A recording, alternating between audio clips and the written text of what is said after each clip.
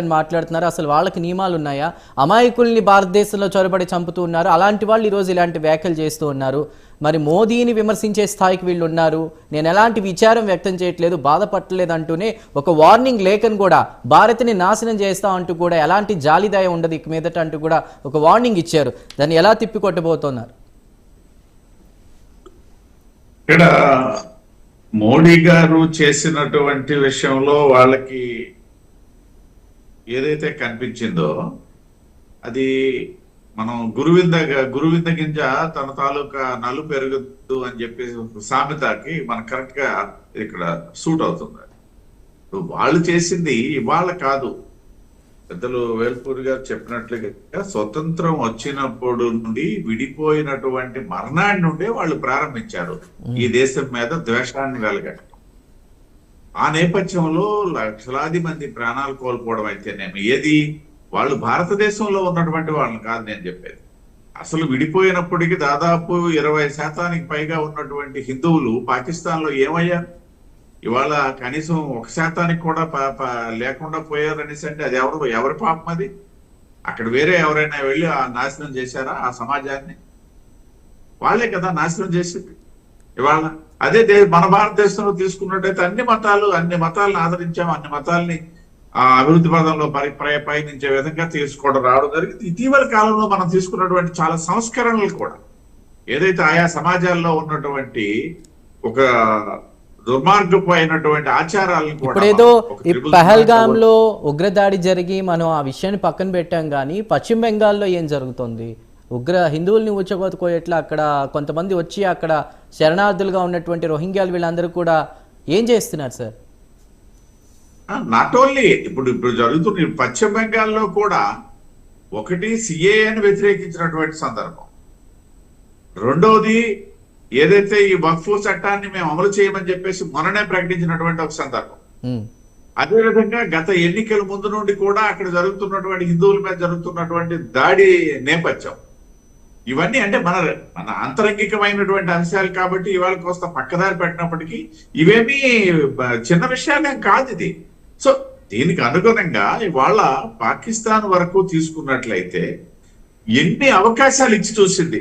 అసలు చెప్పాలనేసి అంటే ఇవాళ పాకిస్తాన్ అంతం చూడాలి అని చెప్పేసి మొత్తం ప్రపంచ దేశాలు మొత్తం ముక్త కంఠంతో మద్దతిస్తున్నటువంటి తరుణం ఇవాళ వరకు కాదు. 1971 యుద్ధం జరిగేటప్పుడు ఏదైతే లాహోర్ గాని లేకపోతే కరాచీ గాని భారతదేశం సైన్యం వశమైనటువంటి సందర్భం 71లోనే.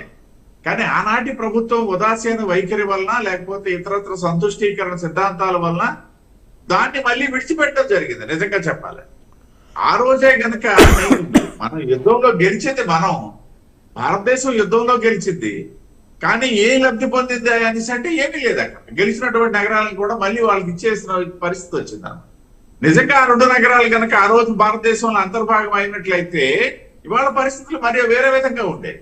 సరే ఆ రోజు ఒక చారిత్రాత్మకమైనటువంటి తప్పిదం జరిగింది. అదే విధంగా బంగ్లాదేశ్ తో యుద్ధం సందర్భంలో కూడా మనం తీసుకున్నట్లయితే బంగ్లాదేశ్ సంబంధించి బంగ్లాదేశ్ తాలూకా విమోచన కోసం అని భారతదేశం పాటుపడితే ఇవాళ బంగ్లాదేశ్ ఏం చేస్తుంది? మళ్ళీ చైనాతో చేతులు కలిపి భారతదేశానికి వ్యతిరేకంగానే ఆలోచన చేస్తున్నటువంటి ఒక సందర్భం. దానికి మళ్ళీ పాకిస్తాన్ పరోక్షంగా మద్దతిస్తున్నటువంటి ఒక సందర్భం. అంటే ఇవన్నీ ఎందుకు చర్చనీయాంశాలు? ఇవాళ పాకిస్తాన్ అంతం అనేది ఆ రోజే గనక భారతదేశం గనక ప్రారంభించినట్లయితే, నేను అంతం చేసేసి ఉండేవాళ్ళని చెప్పను, ఆ రోజే గనక ఒక సరైనటువంటి దిశగా ప్లానింగ్ జరిగినట్టయితే అసలు ఇవాళ ఈ పరిస్థితులు వచ్చేవి కాదు. ఇవాళ సరైనటువంటి నాయకత్వం దేశంలో ఉంది. ప్రపంచం మొత్తాన్ని ఒప్పించగలిగినటువంటి నాయకత్వం, ప్రపంచం మొత్తాన్ని మెప్పించగలిగినటువంటి నాయకత్వం ఉన్నటువంటి తరుణం ఇది. కాబట్టి ఖచ్చితంగా ఈ తరుణంలో పాకిస్తాన్ ఒక రకంగా ఏదైతే మొన్న మన పర్యాటకుల మీద, హిందూ పర్యాటకుల మీద చేసినటువంటి మారణహోమం ఏదైతే ఉందో వారు కోరి కయ్యాన్ని కాలు దువ్వినట్టుగానే మనం యావత్ ప్రపంచం తీసుకోవడం జరిగింది. ఇది ఒక సరైన సమయంలో పాకిస్తాన్కి బుద్ధి చెప్పడానికి, పాకిస్తాన్ ఉన్నటువంటి ఒకవైపు ఆర్థిక దివాలా కోరుతనం, ఒకవైపు పరిపాలనలో స్పష్టత లేకపోవడం, ఎవరు పరిపాలిస్తున్నారో తెలియని పరిస్థితి ఉన్నటువంటి దేశం ఏదైనా ఉందంటే పాకిస్తాన్ దేశం. అదే విధంగా ఏదైతే అభివృద్ధి లేని మాట పక్కన పెడితే ఒక రకంగా తిరోగమన ఆర్థిక వ్యవస్థ ఉన్నటువంటి దేశం ఏదైనా ఉందనేసి అంటే పాకిస్తాన్ దేశం.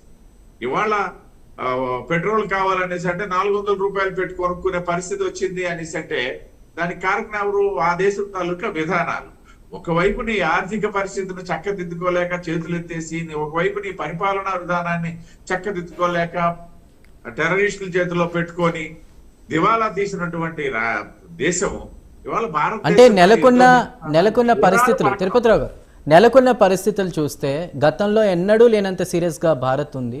మరి అక్కడేమో పాకిస్తాన్లో ప్రజలు అమ్కో వార్ నై చాహియే, రోటీ చాహియే, తినడానికి తిండి లేదు, తాగడానికి నీళ్ళు లేదని మొరపెట్టుకున్నటువంటి పరిస్థితి. ఈ టైంలో భారత్ భూభాగంలో అంతర్భాగమైన పిఓకేని మళ్ళీ తీసుకునే ప్రయత్నం ఏమైనా జరుగుతుందా? అలా ఊహించచ్చా?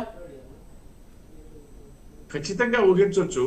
అయితే ఇక్కడ కొన్ని అంశాలు మనం ప్రాతిపదికగా తీసుకోవాలి. ఇవాళ పాక్ ఆక్రమిత కాశ్మీరు భారత్ లో అంతర్భాగం అని చెప్పేసి మొదటి నుండి మాట్లాడుతున్నటువంటి భారతదేశం. అయితే ఇవాళ ఉన్నటువంటి పరిస్థితుల్లో మనం పాక్ ఆక్రమిత కాశ్మీర్ లో ఏదైతే రాత్రి కూడా మనం చేసినటువంటి సర్జికల్ స్ట్రైక్స్ అనేవి ఎక్కువగా జరిగినటువంటిది పాక్ ఆక్రమిత కాశ్మీర్ లోనే. కారణం ఏంటి?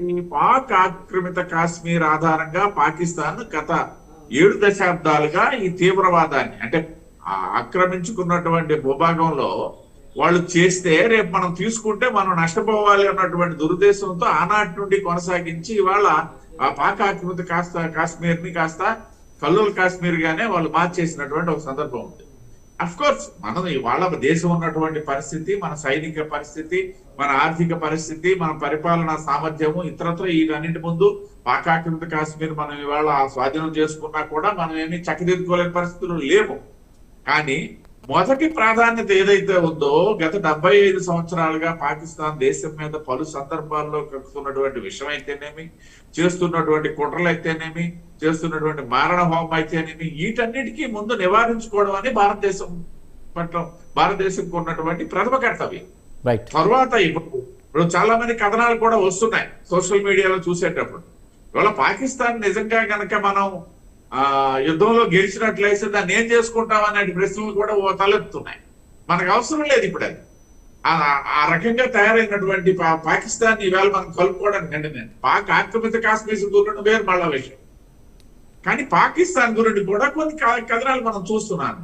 అంటే నేను ఎందుకు ఇవన్నీ ఎస్టాబ్లిష్ చేస్తున్నానంటే ఇవాళ దేశం ముందున్నటువంటి ప్రథమ కర్తవ్యము అంతర్గత భద్రత, అంతర్గత పరిరక్షణ.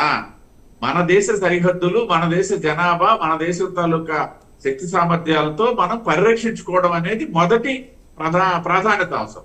తర్వాత పాక్ ఆక్రమిత కాశ్మీర్ ని మనం తీసుకోవడమా, లేకపోతే పాకిస్తాన్ నిజంగా యుద్ధమే జరిగితే పాకిస్తాన్ ఖచ్చితంగా ఓడిపోతుంది అన్నటువంటి. ఎందుకని అంటే ఆ ఆయుధ సంపత్తిని ఒకసారి మనం తీసుకునేటప్పుడు మనతో సరిసమానంగా వాళ్ళ దగ్గర ఉన్నాయో లేవో తెలియదు, కానీ అణు బాంబులు మాత్రం మనతో సరిసమానంగా ఉన్నాయని వాళ్ళు చూపిస్తున్నారు.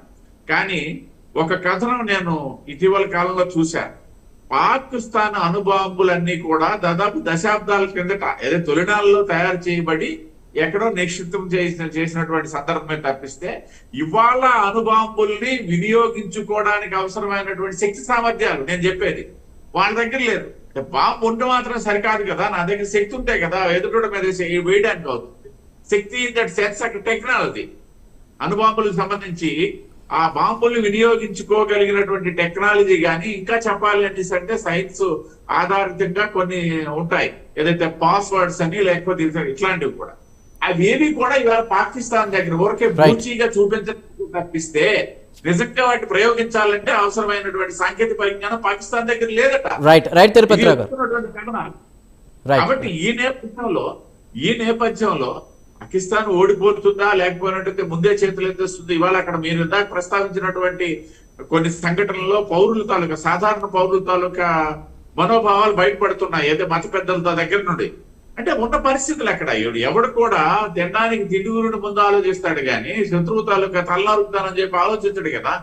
కాబట్టి ఈ పరిస్థితులు ఉన్నమాట వాస్తవం. బట్ వీటన్నిటినీ ఇంకా కొంత సమయం తీసుకొని మనం ఏదైనా ప్రభుత్వం అయినా ప్రజలైనా ఒక చూద్దాం. అంటే ఆలోచన చేయాలి. రేపు దేశ రక్షణ మంత్రి అధ్యక్షతను కూడా అఖిలపక్ష సమావేశం జరగబోతుంది. ఈ ఆపరేషన్ సింధూర్ తాలూకా వివరాలన్నీ కూడా వెల్లడిస్తా ఉంటున్నారు. ఏం మాట్లాడతారో చూద్దాం.